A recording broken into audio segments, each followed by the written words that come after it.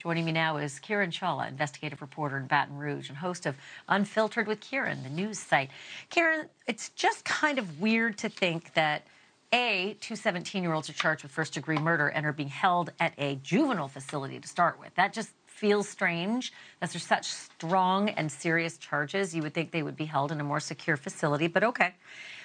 Is it a staffing problem? Is it a facility problem?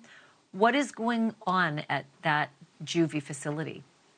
I would say it's a little bit of everything when it comes to a problem. A funding problem. If there's not money, you have a staffing problem. You have issues with outdated facilities. You have issues with outdated security, infrastructure, judges, whatnot. So it's several different dominoes playing into effect in this specific case. But like you kind of already pointed out, it's not just one case. This is happening far too often in Baton Rouge. And it's not just one time, two times, three times, or even one person. Multiple times it's happened to where, like in this case, it's been two people both times, November 14th and on November the 25th. We've had in the past where five people have escaped, four people have escaped, three people. I remember covering it one time where three of them got metal poles and then destroyed the property at the detention center as well and hurt two of the guards. There was another case, I think, where they overpowered guards and then they stole a guard's truck and left in his truck. So it's several different Okay, reasons. it's crazy. So when we do this show, and we have done several shows in the last month and a half or so on manhunts, because there have been some very serious manhunts ongoing across this country for very dangerous people, and many of them are escapees. They're men, usually in their 20s, 30s, and 40s and 50s. Do the authorities take these two as seriously? Because when I hear first-degree murder charges, I don't care how old you are scary and dangerous and desperate, and you'll do anything to stay out on the lam. Is there a phalanx of canines out there and choppers and heat-seeking? Like, what are they doing to find these kids? Well, and again, remember, like you said, this happened on November the 14th. Well, in 24 hours, they had them. This time, we've crossed now 48 hours. They're not captured. Have I personally sat here and seen drones up, canines up, and whatnot? No. Are they all up? Could be, but usually our viewership is pretty strong and they'll let us know or ask, hey, there's helicopters up. Do you know what's going on? We haven't received any of those kind of messages. It's like you just said a little while ago that the police are most likely looking for them. Do we know that? No, they're not going to sit here and detail every tiny bit to us.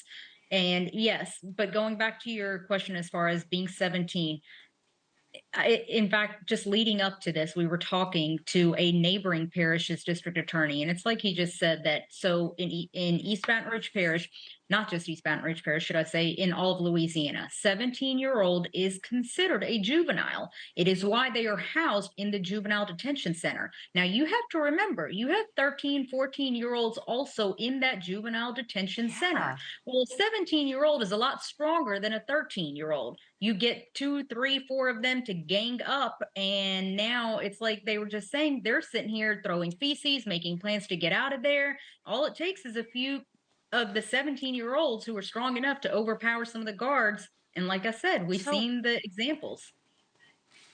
let me ask you about this. David Atkins, he was the kid on the left. I mean, they look at me. Look, 1 year in between photos between kids that age, and it could be two different kids, right? When your kid grows 1 year, David Atkins is the one on the left there, and he's the one that escaped before, so he's the second-time escapee.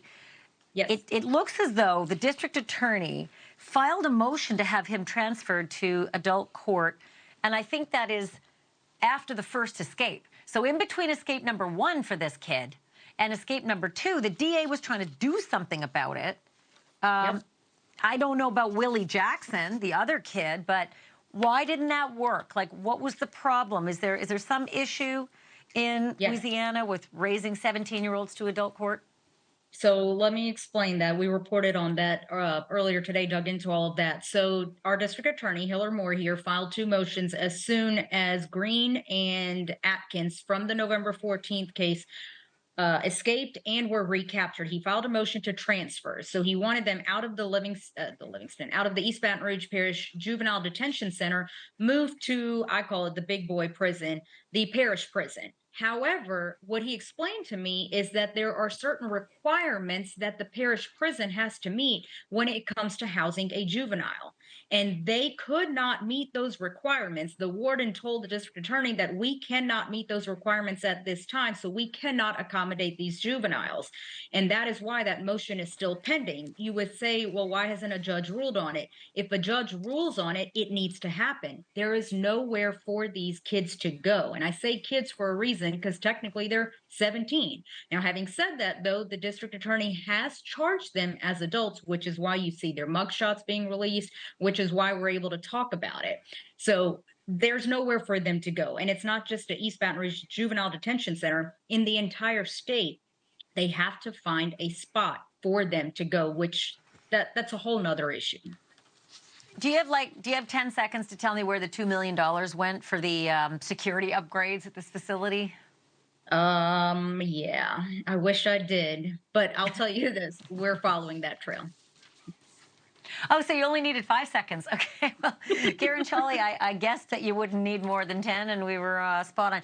Thank you for watching. Go to newsnationnow.com to find NewsNation on your television provider. And don't forget to click the red subscribe button below to get more of NewsNation's fact-driven, unbiased coverage.